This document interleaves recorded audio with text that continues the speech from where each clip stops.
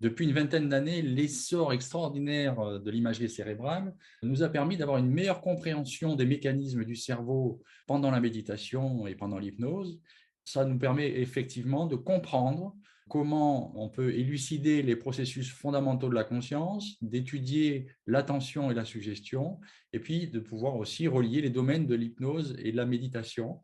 On sait qu'on peut aujourd'hui observer en temps réel des modifications fonctionnelles dans le cerveau quand il y a des modifications de la conscience et grâce au phénomène de neuroplasticité, observer aussi des modifications qui sont des modifications structurelles.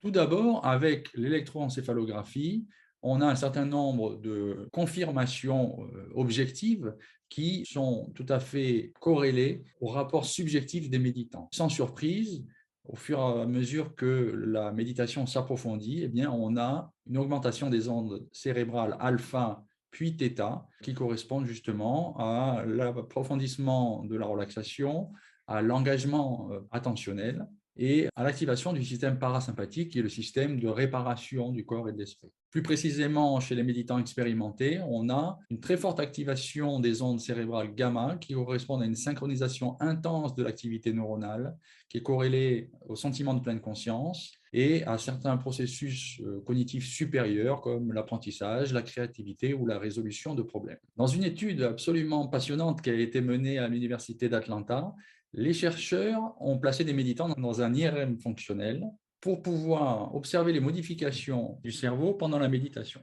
Ils ont pu observer qu'il y a un cycle cognitif en 4 phases. Tout d'abord, dans la première phase, le méditant fait l'expérience du vagabondage mental, ce que la tradition appelle l'esprit du singe, ce singe qui saute de liane en liane, d'idée en pensée, en sensation, sans jamais s'arrêter. Et on sait que ce vagabondage mental est relié au fonctionnement du réseau du mode par défaut. Le méditant prend conscience de ce vagabondage mental et à ce moment-là s'active le réseau de science qui va permettre de prendre conscience de ce vagabondage mental et puis d'orienter l'attention vers le réseau attentionnel. Dans la troisième phase, il va y avoir un déplacement de l'attention, c'est-à-dire que le méditant va se concentrer à nouveau sur sa respiration et se détacher de tout élément susceptible de créer une diversion.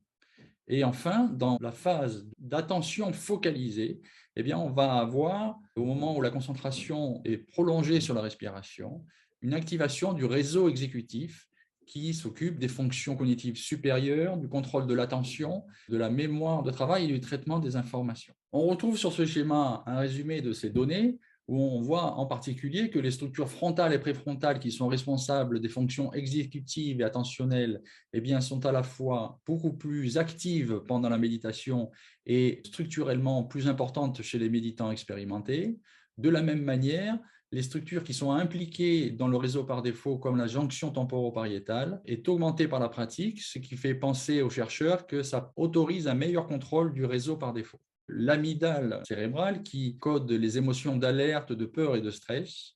d'une part, est beaucoup moins activée pendant la méditation, mais aussi est réduite en volume chez les méditants de longue date. Et évidemment, on corrèle ça à une meilleure modulation émotionnelle. Les structures qui codent le langage,